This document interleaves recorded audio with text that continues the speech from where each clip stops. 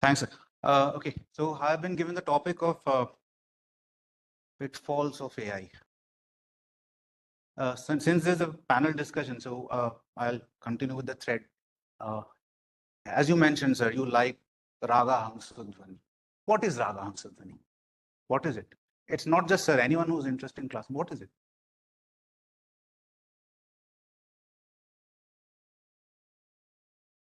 Okay, I mean, canonically, maybe if you see a textbook of Indian classical music, you'll find Raga Hamsadhvani is Saga Pada Ni Sa Ni Da Pa Ga Sa.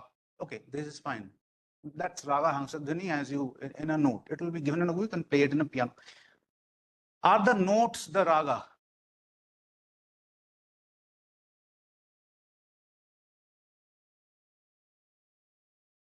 Okay, so let me give you a very simple example. Let's not go into Hamsadhvani even.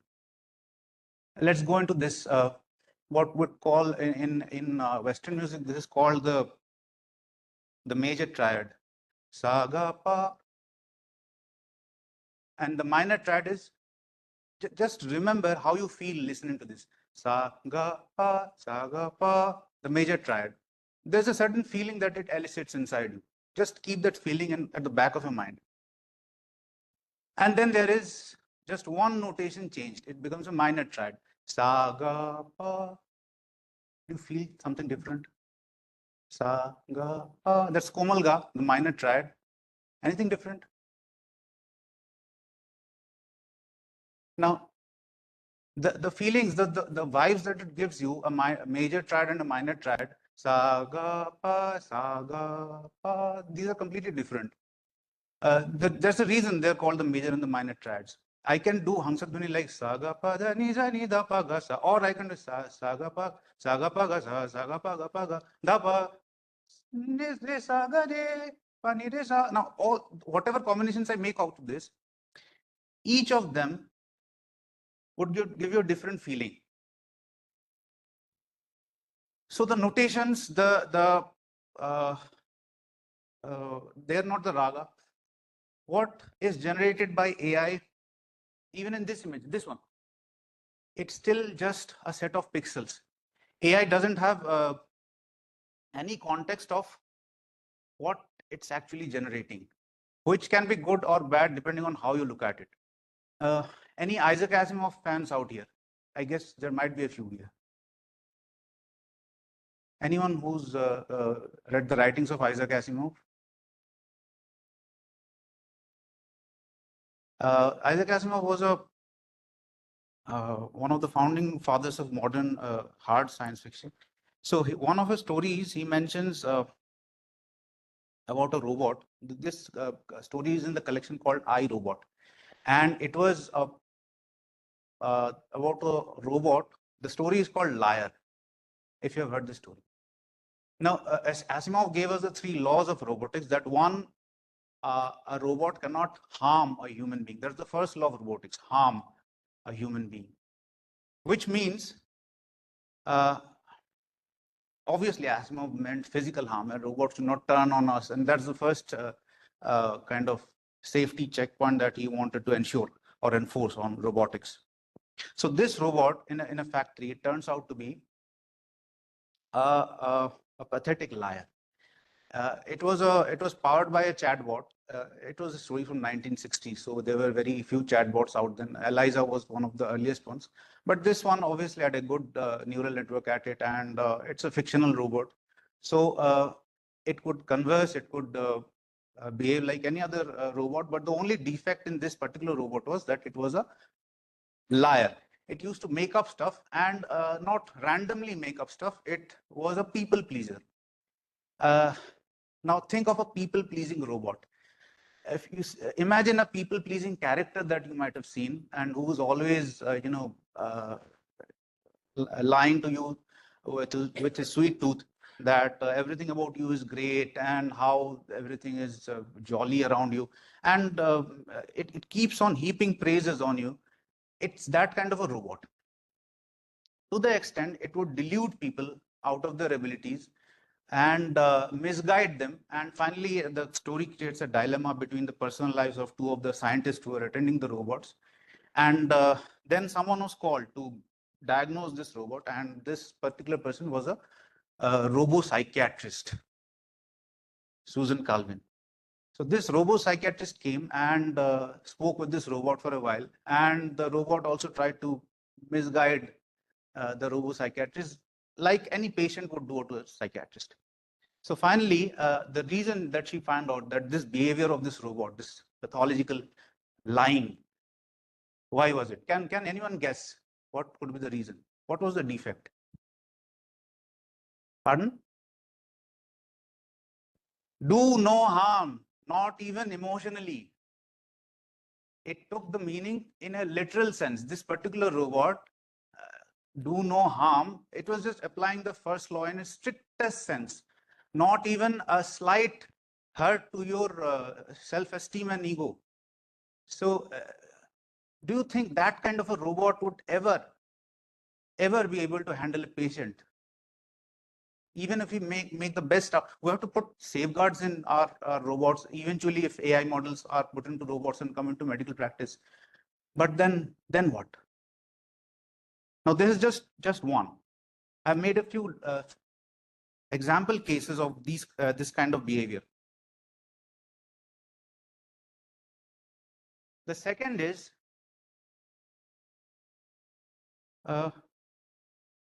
there's a genuine risk that the information that comes out of a generative AI model is false. Because what is a generative AI model? This ChatGPT, I have never used it, but I've looked at its architecture. It's a transformer, and it's based on something called attention. If you have ever used autocomplete, has anyone ever been bitten by autocomplete? I guess everyone is at some point of their life. You want to type something else, a wrong message goes forwards, and then you don't know how to erase. Everyone? Autocomplete sufferers? So how do you think autocomplete works? Based on what you have typed before, it's trained on your vocab or on your particular phone, and it tries to autocomplete. Or if you haven't used that particular combination of letters before, it tries to fetch it from a reference dictionary. Now, autocomplete, you can think of ChatGPT as a massive autocomplete. The only purpose of ChatGPT, you can think of it as a function, is to predict the next word in a sequence. It's a machine which takes in an input a set of words and predicts the next word. Now, English is a funny language. Who said this? It was Amitabh Bachchan, right? English is a funny language. Because a certain word can have 3, 4, or even different meanings on what context it appears. And ChatGPT, these transformer models, they are kind of built on attention mechanism, which gives context to words. The entire sequence, not just the last word in the sequence, but the entire sequence is put in an attention block, so that every preceding words from the very beginning of that paragraph or from the very beginning of your chat in this particular session, they influence what the next word is going to come, which means if this word appears in a different context or even from a different person or a different session, the next word predicted is going to be different. Now, this is good for most use cases, except when they are critical. There was an example in very recent times about somebody asking ChatGPT that my pizzas, he was making pizzas, and the toppings on the pizza, they were not sticking to the pizza. You heard this incident, anyone? What happened? He asked ChatGPT for a suggestion that how can I make my topping stick on the pizza? And ChatGPT said use dendrite, because that verb stick and topping CSF, it got into ChatGPT's transformer model, and the nearest word it could pick was dendrite.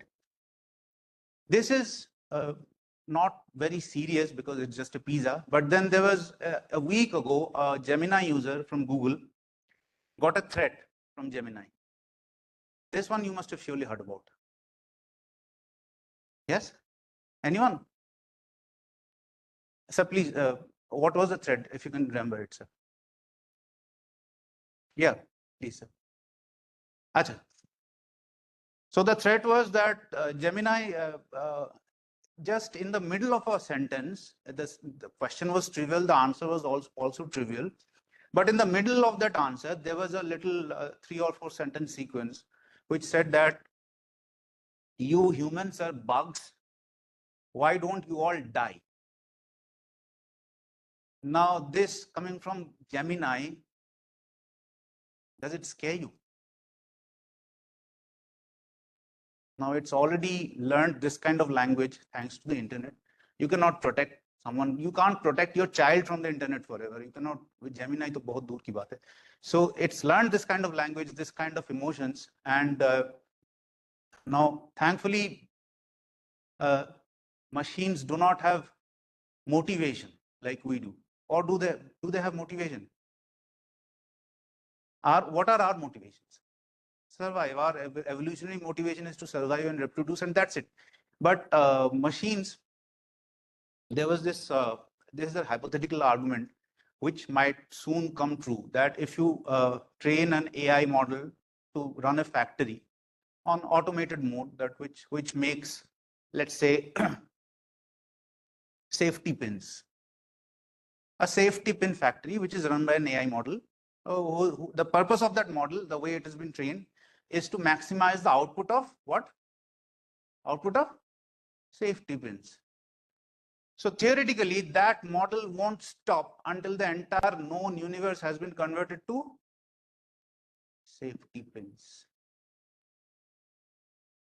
So if that is the motivation that we are training our models on, and if we're going to put them in practice, this is the kind of stuff we're looking at. They might, and one argument from this comes because one can always say that I'll just turn it off, right? You can always turn the Gemini is already online. So how many machines can you turn off? Can you really turn it off? Gemini is running across Google's server cluster now. ChatGPT is, thankfully, they claim that it's not yet online. Well, it's not been exposed to current data, but Gemini is. You cannot turn it off. How many computers can you turn it off? You have to stop the world. I mean, the way human civilization works. And second, I think the second last point that I want to make is that if you have ever used one of these models, there's a reason I've never used them, simply because I'm scared. I'm scared because we are on the verge of making a super intelligence, and we don't really know how it would think or even feel about us.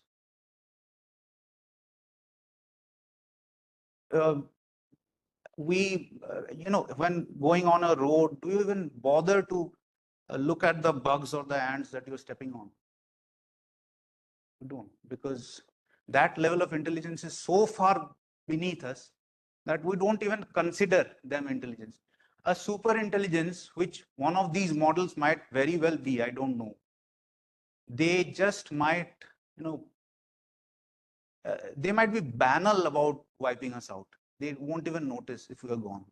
And if one of their motivations is to, produce, like this ChatGPT, produce more words, or in case of Delhi, produce more pictures, they won't stop until the entire resources of the known universe has been consumed to their purpose, their liking. They're not evolutionary organisms.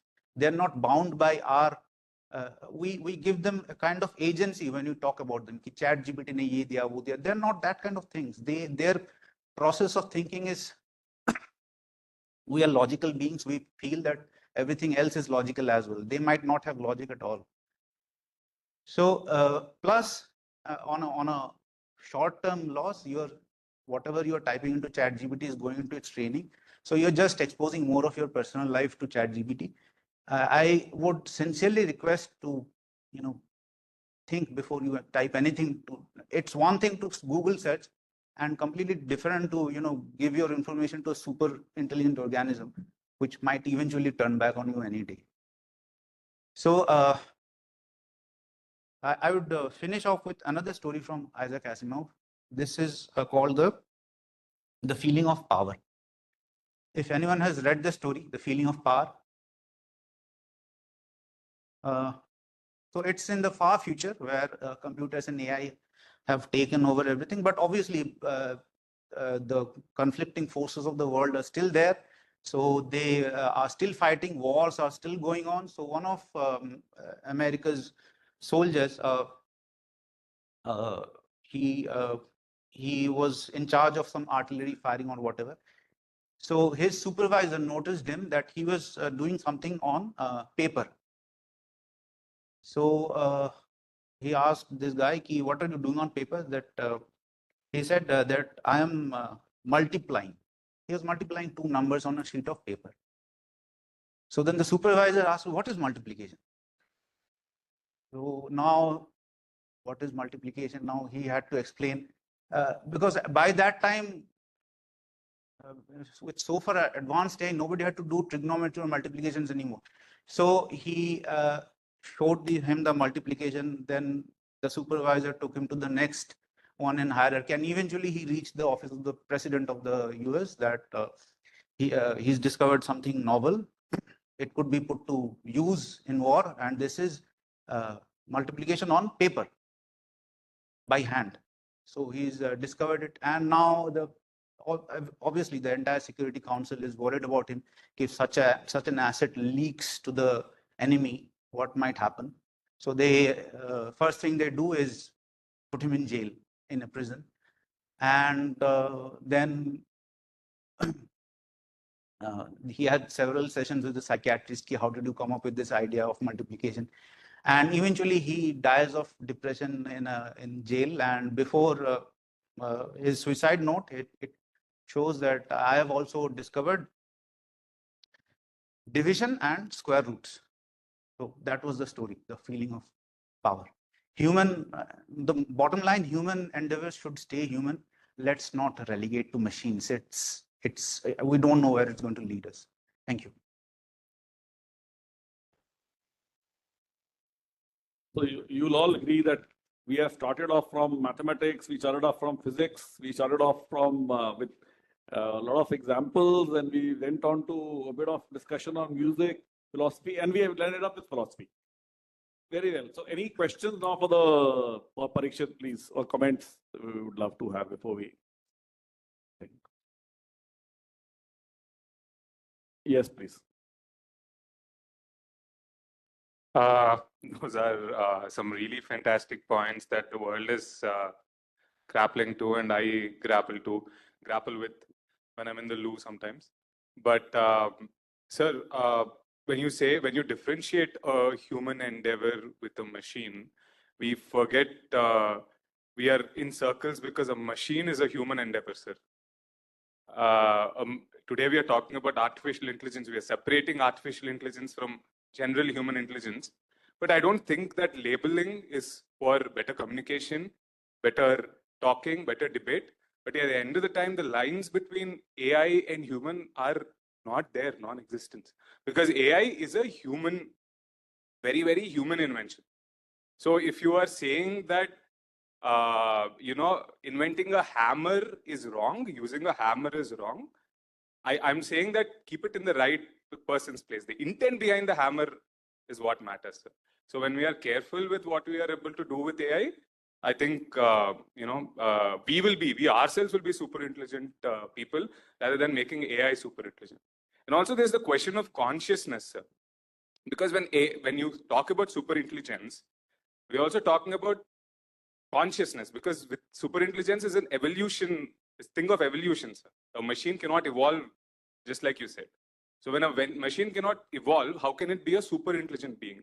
And how can we make a machine more intelligent than like humans are? Fair enough. We got your point. Yeah. Anyone else before we ask him to respond? So Parikshit, would you like to? Yeah, please. I didn't see you. Yeah, please go ahead. I just I want to elaborate on what he said, because I think the confusion is because we are confusing between intelligence and consciousness. We must understand that intelligence is just one aspect of human being, And as you started with ragas, and you were, trying to, just emphasize this point, that raga is not a note ultimately. It is the feeling it produces. Because why do we ultimately listen to a music? Because it is because of the feeling, the kind of upliftment that you feel, the joy that you feel. And at the end of the day, the goal of human life is not just to be an intelligent human machine. That way we are just, denigrating ourselves to just a machine itself. Rather, it is, as my friend was saying here, that the consciousness is evolving, and no machine can be conscious at the end of the day. So ultimately, if we are saying that a human reality, whatever, in the larger sense, these tools will remain tools only. And at the same time, we can use them to our advantage. But let us not see them in a way where, because unless they are conscious, they can never have any power over a human reality. And provided, we use them judiciously. So that is the point which I wanted to make. But otherwise, if you see the human brain also, because people, I think in the modern medicine, we don't talk about this. Now, this is a fundamental question in Harvard these days. What is the hard problem of consciousness? Because we are still believing in neuroscience that somehow the chemical processes in the brain are producing consciousness. But that is not the truth. It is actually consciousness fundamental, and human brain is only processing that consciousness to come to a conclusion. So these AI tools are nothing but just mathematical tools which are helping us to process the data. But at the end of the day, they are not conscious. Same, sir. I somehow tend to agree with his points. Why can AI not take over humans, or maybe not take over doctors, is because medicine is a biological science. You have a disease, you have a symptom, you have a treatment. But being a doctor is a social skill. It is not just knowing medicine. Yeah, well said. So when a doctor smiles at a patient, the patient feels better. When a doctor understands the patient feels better. AI cannot do that, sir. So I somehow don't Fair enough. agree. Let's give him an opportunity to do a rebuttal. I think there's one on the same theme. तुम भी जवाब दो. Okay, so what I noticed from sir's statement was that you mentioned that unless something is conscious, it cannot take over human civilization. Is that what you wanted to say, sir? I think we'll have one more comment on consciousness Then we'll get back to medical education. Then what about plastic?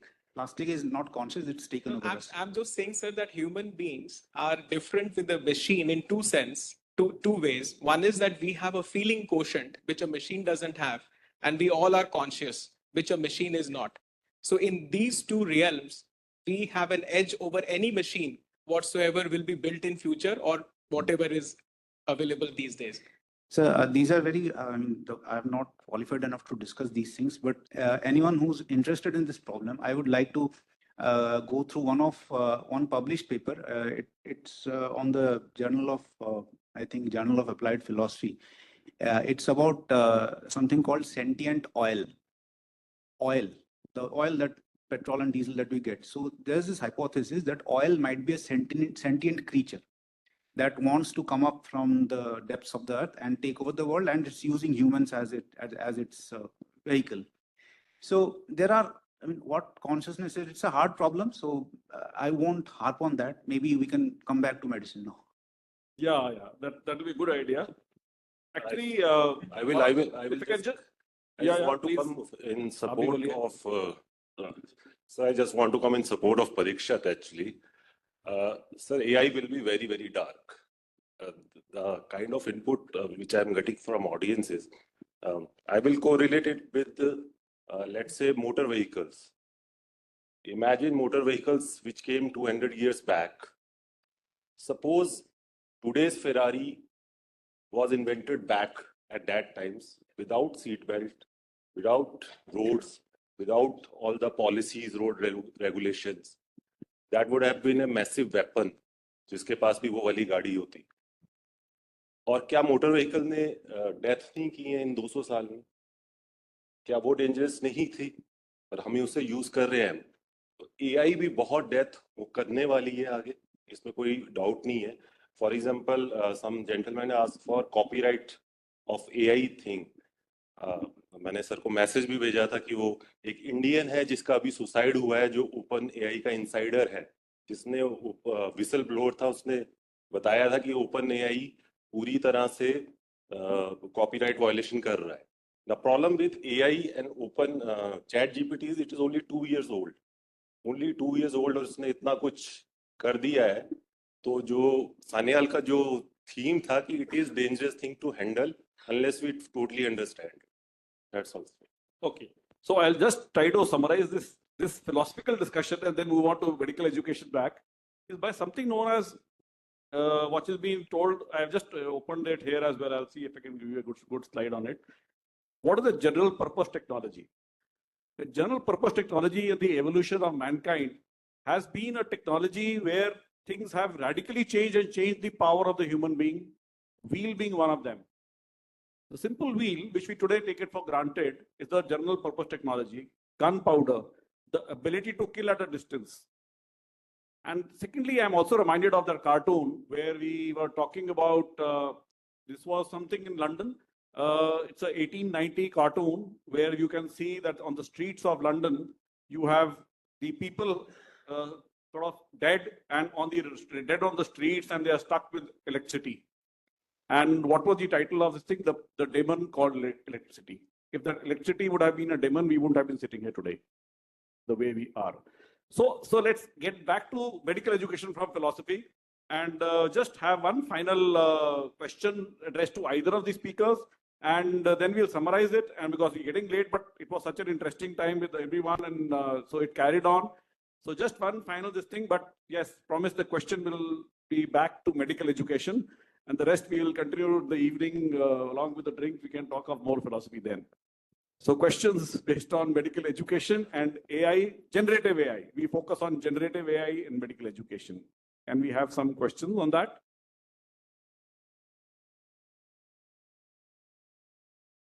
I think everyone has got, yeah.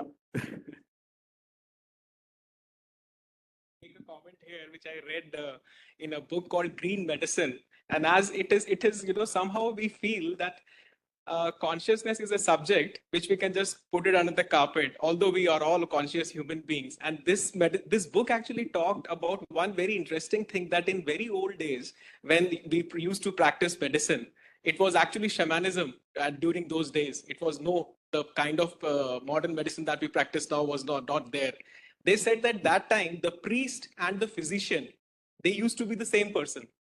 It was only in the dark ages that the function of priest went to only take care of the soul, and the physician was left only with the body and the mind.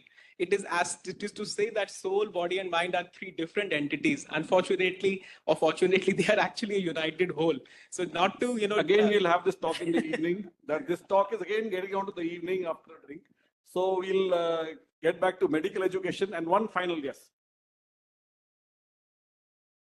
Sir, referring to Dr. Durga Prasad's that motion pictures he depicted very beautifully about agonist and antagonist. Yes. So I have a question. If we generate such kind of motion pictures, can we claim intellectual property rights? One, and second is I think we should put a references like to standardize to particular institute. Thank you. No, sir. Actually, this kind of generative AI content, this is circulated throughout internet. Even my kid has one YouTube channel also. So there is no copyright claims generally. Up tak to they are not giving any copyright claims for the generative AI content. So if I can just partly answer that. So when you publish it, you're supposed to declare it. Chat, GTP or any other thing cannot be a co-author. That's been a rule on that there cannot be a co-author. And at the same time, what is important is that if you use it for refining your text, you're supposed to declare it. You're supposed to declare it.